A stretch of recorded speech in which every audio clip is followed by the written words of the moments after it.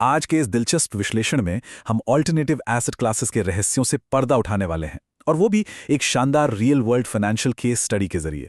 देखिए, पारंपरिक निवेश का तरीकों से इतर फाइनेंस की दुनिया में कई ऐसे जटिल लेकिन बेहद असरदार साधन मौजूद हैं जो इनोवेशन को जबरदस्त रफ्तार देते हैं।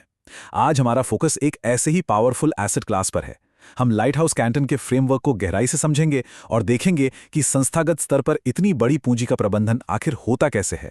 तो वित्तीय वास्तुकला यानी फाइनेंशियल आर्किटेक्चर का यह सफर काफी रोमांचक होने वाला है। चलिए शुरू करते हैं।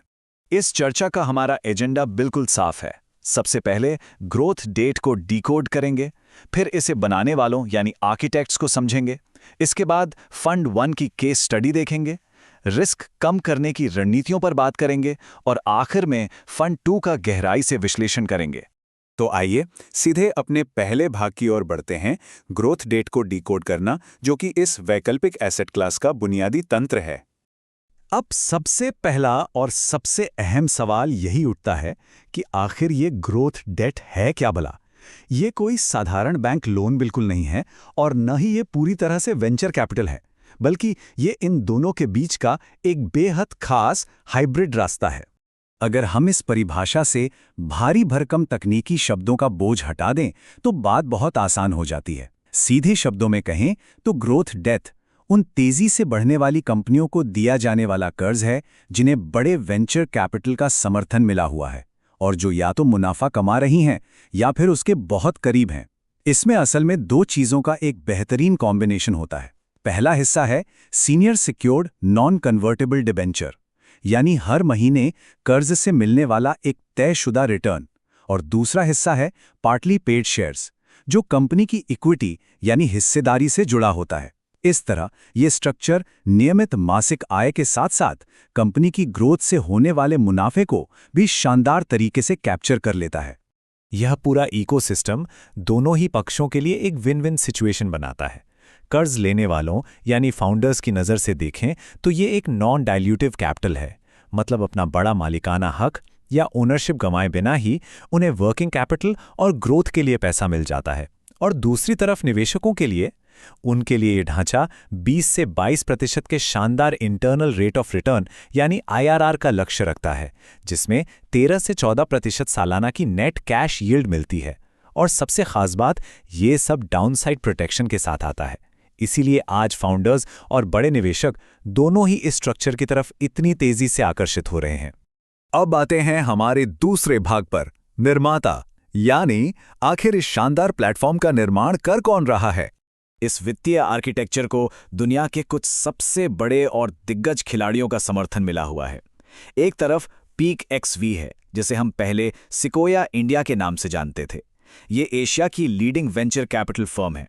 और दूसरी तरफ कतर इंश्योरेंस कंपनी यानी QIC है, जो मिडिल ईस्ट से गहरी संस्थागत विशेषज्ञता लेकर आती है। तो स्पष्ट है कि ये कोई छोटा मोटा स्थानीय प्रयास नहीं है, बल्कि एक बेहद मजबूत और ग्लोबल पार्टनरशिप है। इस प्लेटफॉर्म का आकार वाकई विशाल है। लाइट हाउस कैंटन के पास दुनिया भर में 200 से ज्यादा कर्मचारी और 10 ग्लोबल ऑफिस हैं, लेकिन जो आंकड़ा सच में चौंकाता है वो है इनका 40,000 करोड़ रुपए का विशाल ग्रुप एसेट अंडर मैनेजमेंट। इतनी बड़ी पूंजी का प्रबंधन करना अपने आप में एक बहुत बड़ी बात है। इसके अलावा भारत के सिडबी और लाक एसेट जैसे बड़े अंतर्राष्ट्रीय लिमिटेड पार्टनर्स भी इस फंड के निवेशकों में शामिल हैं। ये सारे आंकड़े साफ बताते हैं कि इस तरह के जटिल डेट फंड्स को सफलतापूर्वक चलाने के लिए कितने मजबूत संस्थागत ढांचे की जरूरत होती है। चलिए अब तीसरे भाग की ओर बढ़ते हैं, केस स्टडी फंड 1। यहाँ हम ऐतिहासिक ट्रैक रिकॉर्ड का विश्लेषण करेंगे, क्योंकि पिछला प्रदर्शन ही जोखिम और इनाम को समझने की असली कुंजी है। यहाँ सबसे महत्वपूर्ण और ध्यान खींचने वाला ऐतिहासिक परिणाम है 15% प्री टैक्स इन्वेस्टर IRR। सितंबर 2025 के डेटा के अनुसार फंड 1 ने ये प्रभावशाली रिटर्न जनरेट किया है। पूंजी आवंटित करने वालों के लिए इंटरनल रेट ऑफ रिटर्न महज कोई संख्या नहीं है, ये दिखाता है कि निवेश कितनी अच्छी तरह काम कर रहा है। पारंपरिक फिक्स्ड इनकम की तुलना में ये आंकड़ा बेहद मजबूत और आकर्षक है। लेकिन यहाँ सबसे दिलचस्प बात एक और है। इतने ऊंचे IRR के बावजूद फंड का क्रेडिट लॉस उनके कुल AUM का मात्र 0.5% रहा है। सोचिए, आमतौर पर जब हम 15% का रिटर्न देखते हैं तो दिमाग में यही आता है कि इसमें जोखिम भी बहुत ज्यादा होगा। लेकिन यहाँ क्रेडिट लॉस आश्चर्यजनक रूप से कम है। तो लाजमी है कि दिमाग में ये सवाल उठे कि आखिर ये लोग जोखिम को इतनी अच्छी तरह से कंट्रोल कैसे करते हैं। इसका जवाब हमें पोर्टफोलियो की प्रॉफिटेबिलिटी में मिलता है। फंड 1 के पोर्टफोलियो में 46% कंपनियां पहले से ही मुनाफे में हैं और 27% ब्रेक इवन के स्तर पर हैं। इसका सीधा सा मतलब है कि पोर्टफोलियो का लगभग 3/4 हिस्सा उन कंपनियों में लगा है जो या तो मुनाफा कमा रही हैं या कम से कम अपने खर्च खुद निकाल पा रही हैं। साफ है कि यह कोई अंधाधुंध रिस्क वाला पोर्टफोलियो नहीं है। यहाँ केवल स्थापित और स्टेबल कंपनियों पर ही दांव लगाया गया है। और यहीं से हम अपने चौथे भाग में प्रवेश करते हैं, रिस्क कम करने की रणनीति, यानी डाउनसाइड को सुरक्षित कैसे रखा जाता है। ये आंकड़ा तो सचमुच हैरान करने वाला है। 90% डील रिजेक्शन रेट, मतलब हर 10 में से 9 कंपनियों को कर्ज देने से साफ मना कर दिया जाता है। इतनी बड़ी मात्रा में पूंजी निवेश करने वाले किसी भी फंड के लिए ये रिजेक्शन रेट अविश्वसनीय रूप से सख्त है। इससे पता चलता है कि पैसा केवल उन्हीं को मिलता है जो इनके बेहद कड़े पैमानों पर 100% खरे उतरते हैं। तो वो फिल्टरिंग प्रक्रिया है क्या? इसे मुख्य रूप से 3 सख्त चरणों में बांटा गया है। सबसे पहले आते हैं क्वांटिटेटिव फिल्टर्स, जहां यह पक्का किया जाता है कि कंपनी की नेटवर्थ 25 करोड़ रुपए से ज्यादा हो और उनके पास कर्ज चुकाने की अवधि से कहीं ज्यादा की नकदी मौजूद हो। दूसरा चरण है क्वालिटेटिव फिल्टर्स, जिसमें प्रमोटर्स का कड़ा बैकग्राउंड चेक, क्रेडिट ब्यूरो का डेटा और कानूनी मुकदमों के इतिहास की बहुत बारीकी से जांच होती है। और अंत में तीसरा चरण है डील स्ट्रक्चरिंग, जहां कैश कोलैटरल और सख्त शर्तें लागू की जाती हैं। डील स्ट्रक्चरिंग की ये कार्यप्रणाली जोखिम को बिल्कुल जकड़ कर रखती है। कैसे? देखिए, कर्ज की अवधि 24 महीने से कम रखी जाती है। मूलधन को सुरक्षित करने के लिए 10 से 15% के मार्जिन के साथ कैश कोलैटरल लिया जाता है। इसके अलावा ब्याज और मूलधन की वसूली हर महीने होती है, जिससे पैसा तेजी से वापस आता है। साथ ही कंपनी की प्रॉफिटेबिलिटी और नकदी पर नजर रखने के लिए बहुत कड़ी शर्तें होती हैं।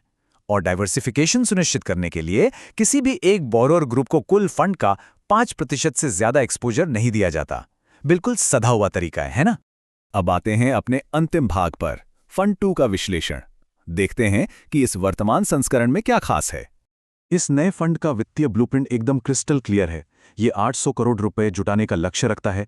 इसका टारगेट फंड IRR 20% है, जिसमें से निवेशकों को 13 से 14% सालाना की डिस्ट्रीब्यूशन यील्ड देने का टारगेट रखा गया है।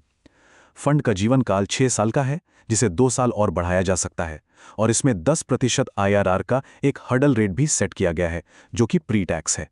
कुल मिलाकर ये एक बेहद संतुलित और स्पष्ट संरचना है। इस फंड की सबसे अच्छी बात यह है कि इसमें फंड मैनेजर्स और निवेशकों के हितों को बहुत ही बेहतरीन तरीके से अलाइन किया गया है। फंड 2 में मैनेजमेंट फीस पूरी कमिटेड कैपिटल पर नहीं लगती, बल्कि सिर्फ उसी पूंजी पर ली जाती है जिसे असल में बाजार में निवेश किया गया है।